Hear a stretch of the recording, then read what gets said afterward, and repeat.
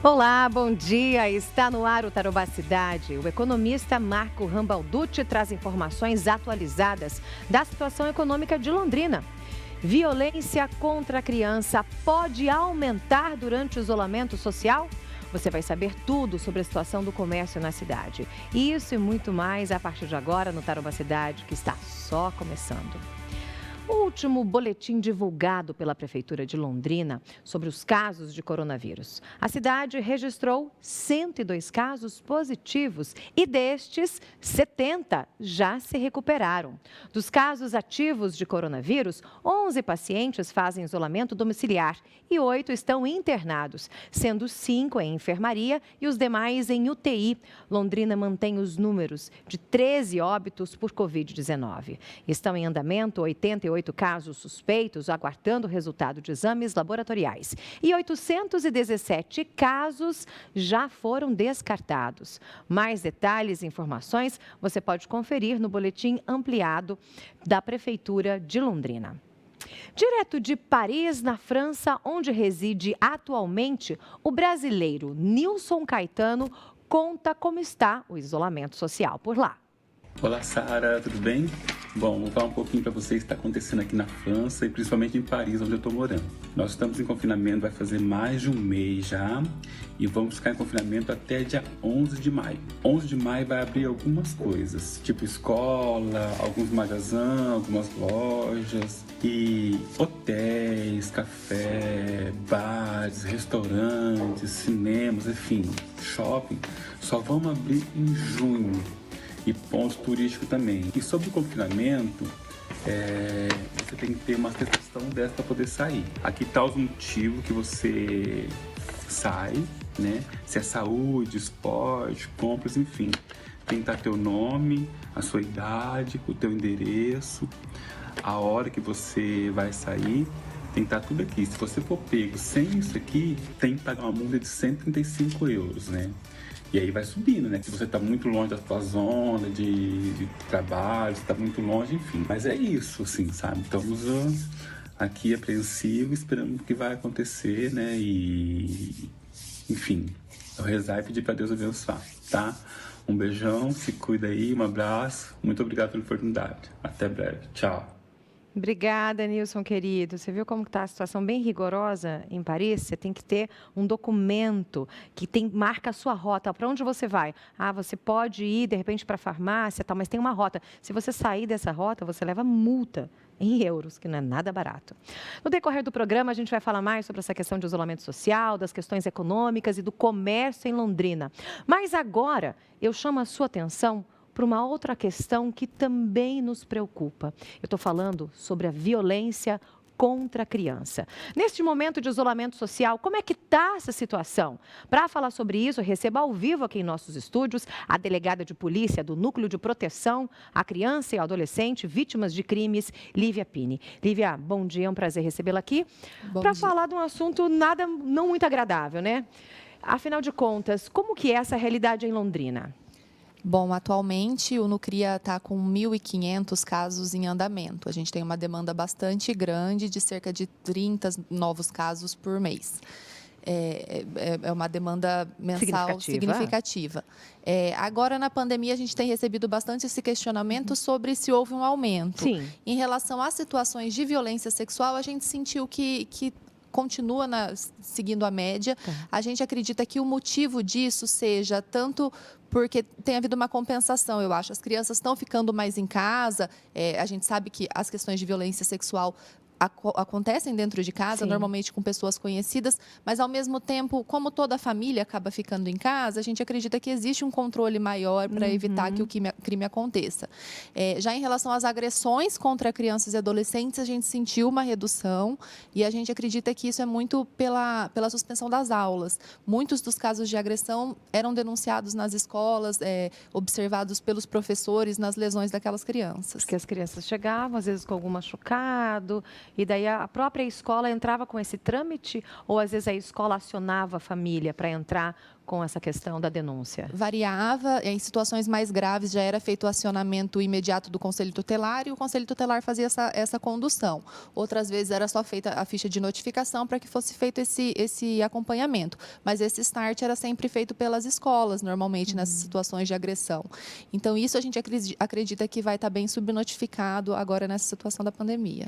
Se você tiver alguma dúvida, quiser fazer uma pergunta para a Lívia, você pode mandar aqui no nosso WhatsApp pelo 3315 1313 3315 1313. Lívia, quais são as formas de violência mais comuns entre as crianças? Bom, ali no Nucria a gente atua principalmente, o nosso foco são os crimes de natureza sexual, então todas as espécies, seja o estupro propriamente dito, mas também aquele aliciamento na internet, também ficam com a gente. E essas situações de agressão, seja essas agressões praticadas por pai e mãe, ou também agressão adolescente, que tem um namorado maior de idade, eventual violência doméstica com adolescentes também vão para a gente. Até que idade? Quando a gente fala de adolescente? Até 18 anos. Até 18 anos. Isso, vítima até 18 anos vai para a gente. Mas a nossa, 80% eu acredito dos nossos procedimentos são de crimes de natureza sexual, principalmente estupro de vulnerável.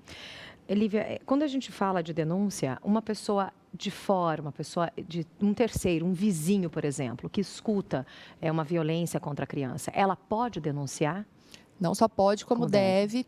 Atualmente, teve até um projeto de lei que foi aprovado já no estado do Paraná para condomínios especificamente, trazendo essa obrigatoriedade para os condomínios fazerem essa denúncia, inclusive no caso de violência contra a criança. Então, é muito importante que essa denúncia seja feita, porque essa pessoa, querendo ou não, ela não precisa ter certeza que houve um crime, que houve uma violência. Mas ela levando essa suspeita para a gente já pode iniciar uma investigação. E o fato dela, a gente recebe muito receio daqueles que estão denunciando, de falar assim, e depois se não comprovar, eu não posso ser processado. Não, você não pode, porque você está trazendo uma suspeita, você não está afirmando que aquilo aconteceu, você não pode ser processado por causa disso. Então, é muito importante que essa pessoa faça frente a essa denúncia, porque ela é uma testemunha da violência e ela pode contribuir muito para um processo, para uma prova do crime. E essa testemunha, essa pessoa que pode ser testemunha, essa denúncia dessa pessoa, por exemplo, de um vizinho que escuta sempre a criança chorando, gritando, que parece que está sendo abusada ou vítima de agressão. Neste caso, essa pessoa, ela que está denunciando, ela é protegida pela lei? Ou, por exemplo, ela pode fazer uma denúncia anônima? Ela pode fazer essa denúncia anônima, existem alguns canais até pela internet, o Disque 100, o Disque 180, o Disque 100 é o Disque Direitos Humanos, o 180 é mais focado na violência contra a mulher. Mas são formas de fazer a denúncia anônima ou identificada também é possível nesses canais.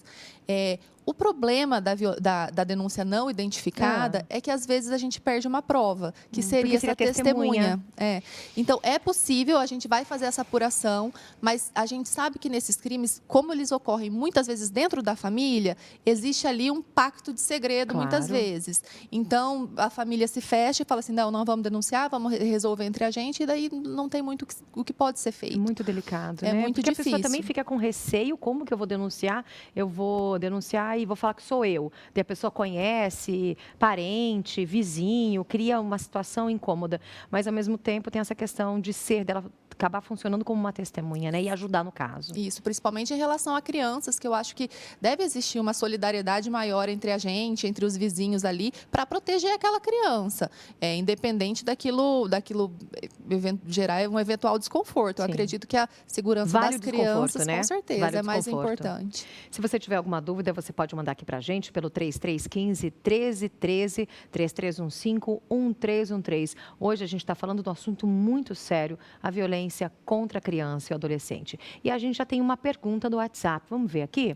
A pessoa não quis se identificar.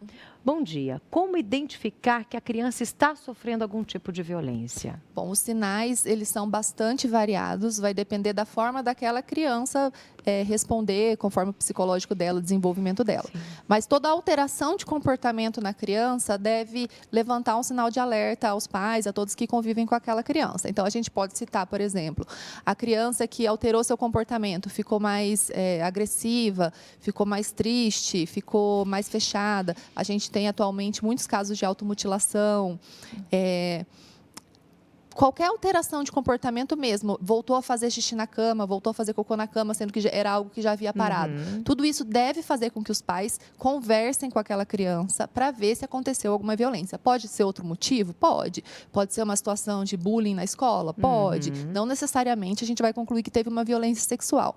Mas toda alteração de comportamento deve fazer com que a gente converse com aquela criança. O mais importante é conversar com as crianças. Mesmo sem você ter um sinal, é importante ter essa conversa, porque às vezes a criança ela não compreende que um determinado ato é uma violência. Exatamente. Então, aquela violência, principalmente na sexual, pode se prolongar ao longo do tempo, porque aquela criança demora a entender aquilo, às vezes se sente culpada. Então, é importante que a gente transmita para as crianças o que é adequado e o que não é, o que ela precisa contar para o pai e para a mãe se acontecer, que não existe segredo entre criança e adulto, para que ela possa se proteger, para que ela possa trazer esse fato no primeiro momento que ela vivenciar, e não só depois de muito tempo, quando ela entender que aquilo é errado. Em Londrina, como que a gente pode denunciar?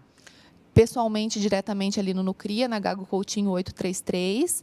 Também por esses canais de denúncia anônima, conforme a gente disse, o Disque 100 e o Disque 180 também é possível. O 100 e o 180. Isso. Tá. Acho que é muito importante, um assunto muito sério, um assunto muito delicado. Quando a Karen falou desse assunto, né, minha produtora, eu falei, como é difícil, ainda mais pra gente que é mãe, que a gente tem criança pequena, a gente já fica desesperada, mas é um assunto que a gente não pode virar as costas. A gente tem que enfrentar, a gente tem que entender, compreender como que funciona e a gente precisa denunciar. Lívia, é um prazer recebê-la, muito obrigada. As portas da Tarobá estão abertas sempre para você. Eu que agradeço, muito obrigada. E parabéns pelo seu trabalho. Obrigada. A gente vai para o intervalo rapidinho, você não sai daí não, porque daqui a pouquinho a gente vai falar sobre empregabilidade. Como é que está o emprego em Londrina? A gente já volta daqui a pouquinho, depois do intervalo.